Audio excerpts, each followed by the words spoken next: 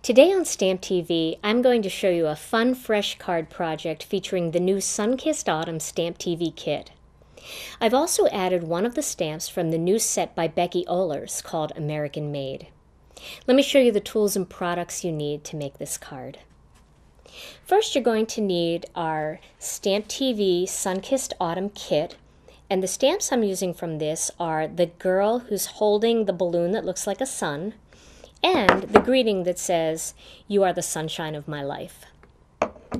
Then you're going to need some of the cardstock and papers from the kit, and this is some of our honey mustard cardstock. I made a card base out of that. Some of our dark chocolate and our ivory. Then I have a little strip of pattern paper from the Sun-Kissed Autumn pattern paper pack. I also have some of the honey mustard ribbon from the Sun-Kissed Autumn kit. I have some 1/4" pop dots. For ink pads, I'm using Memento ink because I'm going to use Copic markers, and I'm using the Espresso Truffle and Cantaloupe ink. Then I have a whole slew of Copic markers here that I'm going to use, and I'm going to read the colors off to you. This is the light camel E55. I'm also going to use YR24, and that one is pale sepia. Then YR23 is yellow ochre. I have YR09, which is Chinese orange. E00, which is skin white, and I'm going to use that to color the skin on the girl in my focal image. Then I have BG10, which is cool shadow, and I have my Copic colorless blender pen. I also have some adhesive and the ray of, it's kind of like the sun here, the sunburst, the rays of sunlight coming out here from the American Made stamp set by Becky Ohlers. I'm going to start with this particular stamp and that panel of ivory that I cut. And I'm going to ink up the stamp using some of the Memento Cantaloupe ink.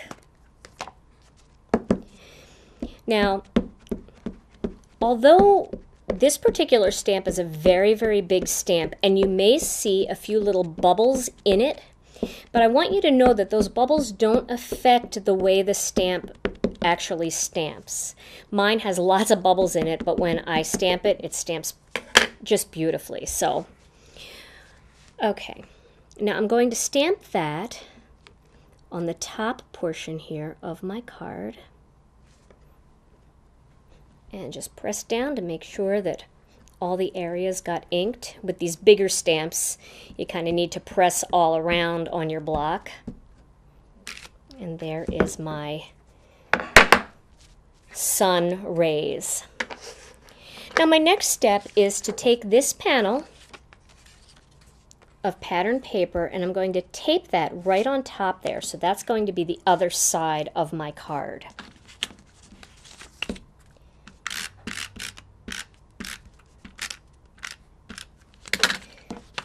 And I'm going to line that up right here at the top and the side.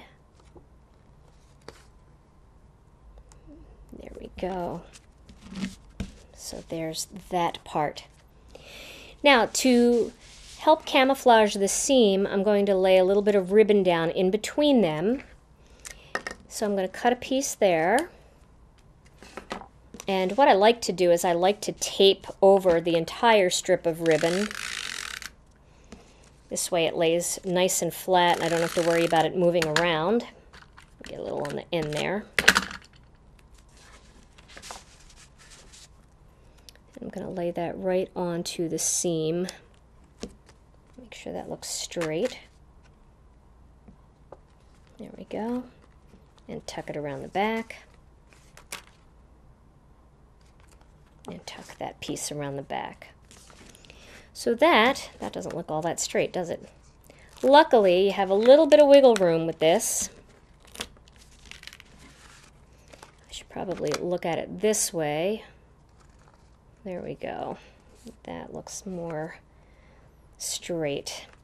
And now this panel is going to be placed onto this dark chocolate panel. So I'll do that right away.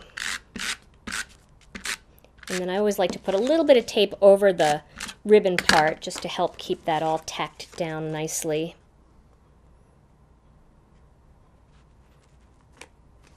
And then this whole entire panel is going to go on top of my honey mustard. So I'll add that on there now as well.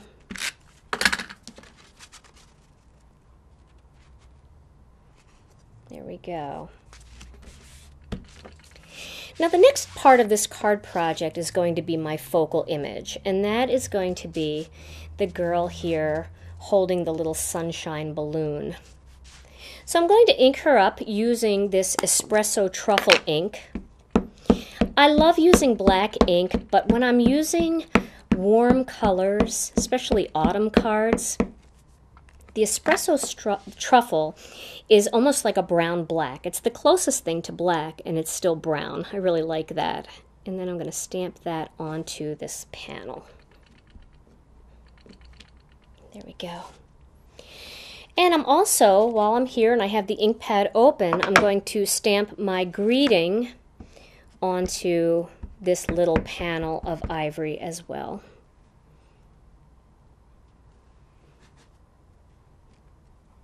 There we go. All right.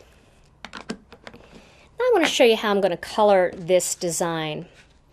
Let me have my little panel in here of my little card base, because I want to match up colors pretty well. I'm going to start by coloring her dress with the pale sepia. And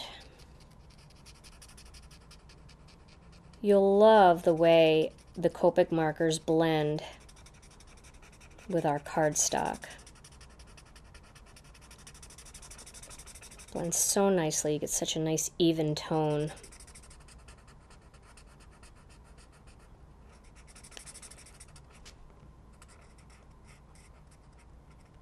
Okay, so there's her dress. I might just do a little dotted line right here, there, just to kind of make a little sleeve there, or a little band there up on her shoulder. Now my next step is her hair. I'm going to color that using the E55, which is the light camel. And I'm not going to color all the way down on those curls, just a little bit down. We'll let the curls just kind of do their own thing.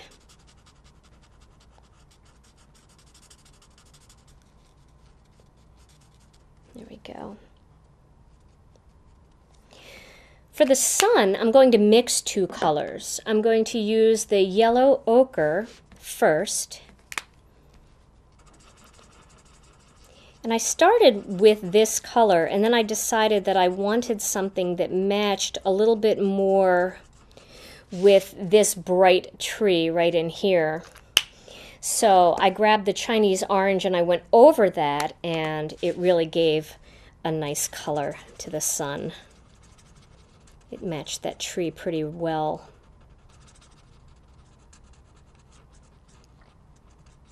There we go. Now I'm going to color her skin, and I'm going to do that using the Skin White marker.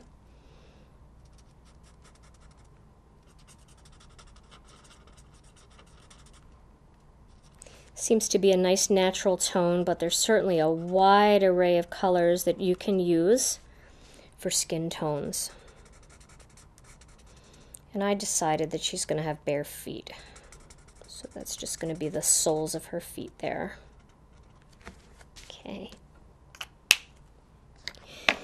Now I'm going to play off of the lines that are going into on this this sunburst here, and I'm going to create a similar look on her dress by using the Copic colorless blender. And the way I'm going to do that is I'm going to get the blender pen, and I'm just going to run it back and forth, making lines on her dress.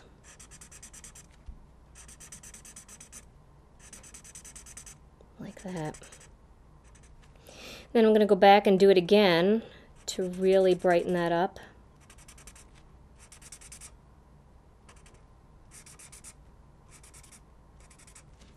And now her dress kind of has a texture to it, and it coordinates with the card base.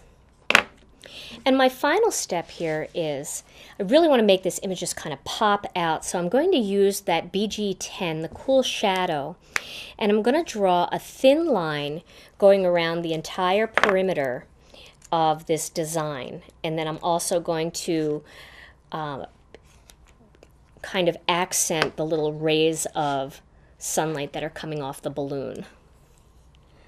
So I'm just drawing that real lightly right around, like that. See that? That just almost gives it kind of a watercolor look. And it also helps accentuate the areas that you didn't color, or the skin areas, because they're so light and so close to the initial color of the cardstock, that ivory, that it just makes the design, it separates the design a little bit from the background. I'm not doing anything special except just drawing using that bullet tip right along the perimeter there. Now, if you don't have the Copic original markers like I do, and you have the sketch markers or the chow markers, that sketch and that brush tip comes to a nice fine point, and you can do the same thing with that. And I'm just drawing over those little lines, those little rays of sun coming off there, and you can see that kind of brightens the whole thing up just a little bit. And now I'm going to back both of these panels, the greeting panel and the focal image panel, on a little bit of dark chocolate cardstock.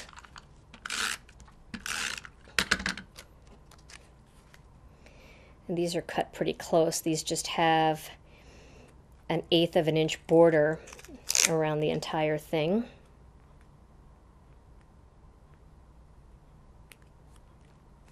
There's the greeting panel. And I'm going to do the same thing with the focal image. Now you can see the colors from the marker came through. Even on our heavy base weight ivory cardstock, you will bleed through using Copic markers. The only cardstock on the market that doesn't bleed through that I'm aware of is our 120-pound white cardstock. But since we're not using that as a card base, it doesn't matter. You're not going to see that anyway. And then I'm going to put one panel here and one panel down here. I really want to accent those rays of sunlight coming out behind this greeting, so I want to leave that with some open space. And I think I will pop these on using some pop dots. The 1/4 inch pop dots are nice because they give a little bit of dimension to your card, but they're not so raised up. It doesn't create a panel that's so raised up that it's hard to mail. It won't be hard to mail a card like this. And we'll put some pop dots back here too on this piece.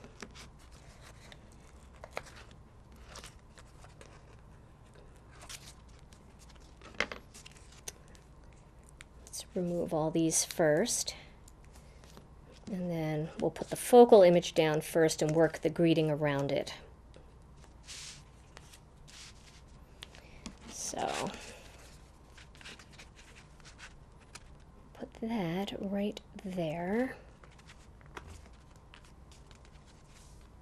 And the greeting will go down here. And I like to kind of keep the spacing the same in the bottom corner as the top corner. Although I might just move that a hair just so that they're not touching. Doesn't look bad if they're touching though. Maybe I'll move this one up just a tiny bit. That's got a little wiggle room there. And there we go.